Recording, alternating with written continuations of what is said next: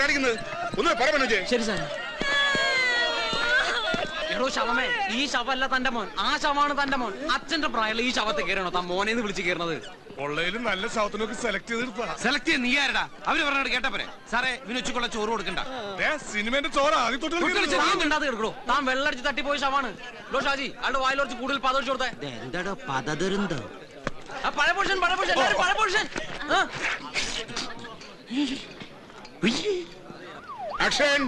ഈ production controller Abraham ഇങ്ങനെ സാറിന് വിശ്വസിക്കാം? നശിപ്പിച്ചു. ഫ്രെയിമിൽ കറിയുന്നതാണോ തന്റെ ഫോൺ വിളി?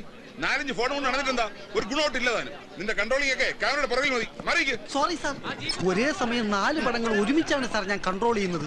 അതിന്റെ ടെൻഷനിൽ എന്റെ കൺട്രോൾ പോയതാ. ഒരു നിമിഷം ഞാൻ ജോഷി സാറിന്റെ ലൊക്കേഷനിലായി പോയി. Don't repeat.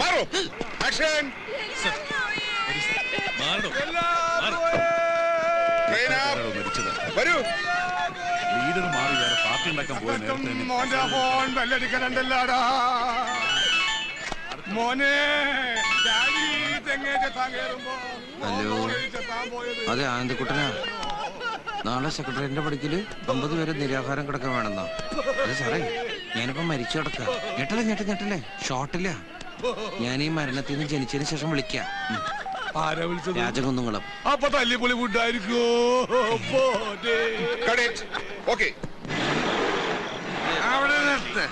ഇക്കൂട്ടത്തിൽ ആർക്കെങ്കിലും പേടിയുണ്ട് ഉസ്മാനെ? വണ്ടി ഓഫ് ആക്കണ്ട, സ്റ്റാർട്ട് ചെയ്തിട്ടോ. അല്ലെങ്കിൽ തന്നെ ഇവിടെ ആർക്കാ പേടി? അഥവാ നിങ്ങൾക്ക് ആർക്കെങ്കിലും പേടി ഉണ്ടെങ്കിൽ എന്റെ ചുറ്റിനും അങ്ങനെ നിന്നോ. ഉസ്മാനെ വണ്ടി സ്റ്റാർട്ടാക്കി നിർത്തിക്കോട്ടെ. ചന്ദ്ര, അപ്പൊ തുടങ്ങാം. തുടങ്ങിക്കോ. ഇന്ന് ഫ്ലാഷ് ബാക്ക് എവിടെ മുതലാ? മുറ്റത്ത് പിച്ച വെച്ച് കിടക്കുന്ന കുട്ടിക്കാലം മുതലോ, അതോ ആശുപത്രിയിൽ അച്ഛന്റെ ഡെഡ് ബോഡി വാങ്ങാൻ കാശില്ലാതെ കരഞ്ഞുകൊണ്ട് നിൽക്കുന്ന 14 വയസ്സ് മുതലോ? എവിടെ തുടങ്ങിയാലും ക്ലൈമാക്സിന് മാറ്റം ഉണ്ടാവും. അതെന്താടാ? അയാള് പിടിച്ചാട്ടും. ഇന്നല്ല അവന്. ഇതുപോലെ ശബ്ദ ഗാംഭീര്യത്തിൽ പറയണം. നിന്റെ ശബ്ദത്തിന് പവറില്ല.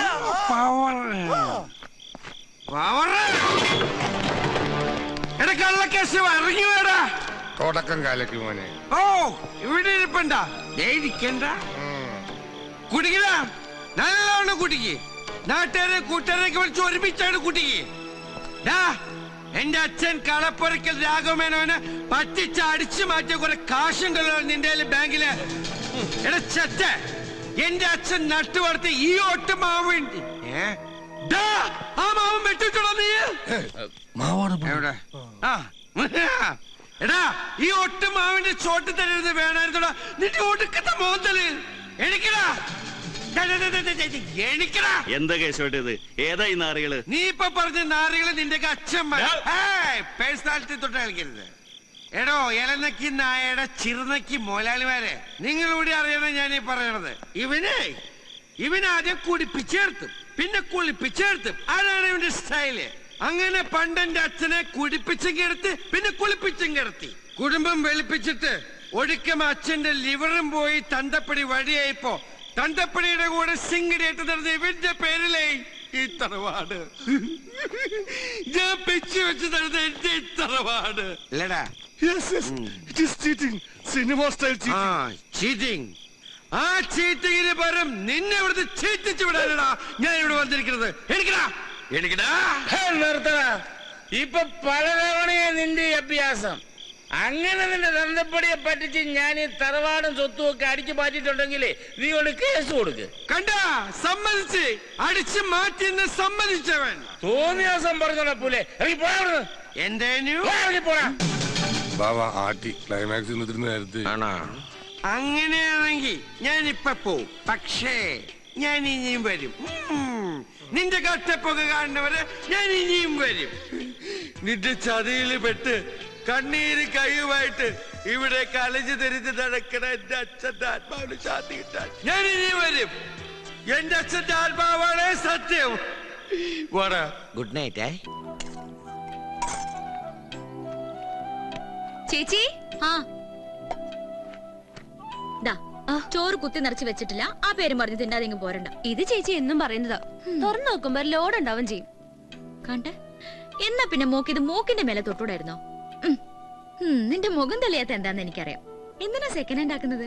കുറിക്കാശ് കിട്ടി നമുക്ക് പുതിയ കമ്പ്യൂട്ടർ തന്നെ വാങ്ങിക്കാം. കൂട്ടുകാരികളുടെ മുമ്പിൽ നമ്മളായിട്ട് എന്തിനാ ചെറുതാവുന്നേ? ചെല്ല്. അച്ഛാ ഞാൻ പോവാണേ. ശരി മോളെ. ബാത്റൂമിൽ പോകാൻ മടിച്ചിട്ട് ഒന്നും കഴിക്കാതെ കിടന്ന പിന്നെ ആശുപത്രി പോയി കിടക്കേണ്ടി വരും. പോകാനുള്ള കഷ്ടപ്പാട് ആലോചിച്ചിട്ടാ മോളെ. ആ കഷ്ടപ്പാട് കുറയ്ക്കാനല്ല ഇതുവരെ ഇവിടെ വാങ്ങിച്ചു വെച്ചിരിക്കുന്നത്. ഇത് അതൊന്നുമല്ല, ഇത്രയും മടി കൂടിയിട്ടുണ്ട് പച്ചന്. വായിട്ട് കീറണ്ട, നിനക്കുള്ള ഭക്ഷണം എടുക്കണ്ട്. മനീഷക്ക് ഒരാളെ ഞങ്ങൾ എത്തി. മോളെ ഞാൻ കേട്ടു സൈറൻ. എടാ കുട്ടാ ഒന്ന് കേറിയിട്ട് പോടാ. ചായ കുടിക്കാനായിരിക്കും. കടിക്കാൻ വല്ലതും കാണുമോ? പട്ടിയുണ്ട്. എങ്ങനെയുണ്ട് കലാകാരനച്ചാ കിടന്നുള്ള അഭിനയൊക്കെ? ഒരു അവാർഡിന്റെ കുറവുണ്ടല്ലേ? കുഴപ്പമില്ല, നമുക്ക് പേ അവാർഡിലേക്ക് മാറാം. പക്ഷെ ക്യാഷ് അവാർഡ് കുറച്ച് ഇറക്കേണ്ടി വരും. നിന്റെ ഈ ഹ്യൂമർ ടച്ചുള്ള ഡയലോഗ് കേൾക്കാൻ വേണ്ടിട്ടാ ഒന്ന് കേറിയിട്ട് പോവാൻ പറഞ്ഞേ. അച്ഛനൊന്ന് പിടിച്ചു നടക്കാനുള്ള ആവത് ഉണ്ടായിരുന്നെങ്കിൽ വല്ല ആശുപത്രി സീനിലെങ്കിലും കൊണ്ട് കിടത്തായിരുന്നു. 5-6 തവണ നാടക നടനുള്ള സംസ്ഥാന അവാർഡ് വാങ്ങിയ ഒരു പഴയ ഹീറോ നമ്മുടെ കൂടെ ഉണ്ടാവാന്ന് പറഞ്ഞാൽ നമുക്കൊരു വെയിറ്റ് അല്ലേ? ആ നടന്റെ ചോരയിലുണ്ടായ മോള് ദിവസക്കൂലിക്ക് അഭിനയിക്കാൻ പോണതിന്റെ ക്രെഡിറ്റ് ആർക്കായിരിക്കും കൂട്ടാ? അത് അച്ഛനെ തന്നെ. അച്ഛനല്ല, ഈശ്വരനാ. ഇല്ലെങ്കിൽ നല്ല നേരത്ത് നാടക വണ്ടി കൂട്ടിമുട്ടി അമ്മയ്ക്ക് അങ്ങോട്ട് പോകേണ്ടി വരില്ലായിരുന്നു, അച്ഛൻ ഇങ്ങനെ കിടക്കേണ്ടിയും വരില്ലായിരുന്നു. അമ്മ ആഗ്രഹിച്ച പോലെ ഒരു വീട്, അതൊന്ന് മുഴുമിപ്പിച്ച് കാണാനുള്ള യോഗം കൂടി കൊടുത്തില്ല പാവത്തിന് ഈശ്വരൻ. ഓ, തുടങ്ങി ഞാൻ സെന്റിമെന്റ്സ് പറയാൻ. ഉള്ള നേരത്ത് വല്ല തമാശയും പറഞ്ഞിരുന്ന ആയുസെങ്കിലും നീട്ടിക്കിട്ടും. അതെ, ഇപ്പൊ തന്നെ എല്ലാം കൂടി ഒറ്റയടിക്ക് വിഴുങ്ങണ്ട. നേരത്തിന് വിളമ്പിത്തരാൻ ആളില്ലാത്തോണ്ട് പറഞ്ഞതാ. അപ്പൊ ശരി അച്ഛാ. പട്ടിപിടുത്തക്കാരുടെ കഥ വരെയാണ് നിന്നെ വിളിക്കാട്ടാ. നിനക്ക് 150 രൂപ 100 രൂപ വെച്ച് നീ 10 വരെ കമ്മീഷൻ അടിക്കണ. നിന്റെ വാങ്ങിക്കുന്നുണ്ടല്ലോ. ഇതെന്താ മധുവരന്മാര് രാവിലെ തന്നെ ഈ വഴിക്ക്? സരസ് ഒന്ന് പച്ച പിടിച്ച് കണ്ട്. ആ പച്ച സാരി പച്ച ബ്ലൗസ്. ഒന്ന് പോ ചന്ദ്രേട്ടാ. ദേ നാളെ മുതൽ ജോസേട്ടൻ നിർമ്മിക്കുന്ന സീരിയലിന്റെ ഷൂട്ടിംഗ് തുടങ്ങുവാ. ഞങ്ങള് ലൊക്കേഷൻ ഒക്കെ നോക്കാൻ ഇറങ്ങിയതാ. എടാ ജോസേ, നീ നിർമ്മാതാവുമായോ? ഹീറോയിൻ സരസ് തന്നെ ആയിരിക്കും അല്ലേ? അതെ. ഏതായാലും നന്നായി. മെഗാ സീരിയൽ ആകുമ്പോ ഷൂട്ടിംഗ് കുടുംബജീവിതോട് ഒന്നിച്ചുകൊണ്ടല്ല. ഭർത്താവ് പ്രൊഡ്യൂസർ ആയതുകൊണ്ട് ഓക്കെ. ഇല്ലെങ്കിൽ ഒന്ന് പ്രസവിക്കാൻ വരെ മിനിമം 10 കൊല്ലെങ്കിലും കാത്തിരിക്കേണ്ടി വരും.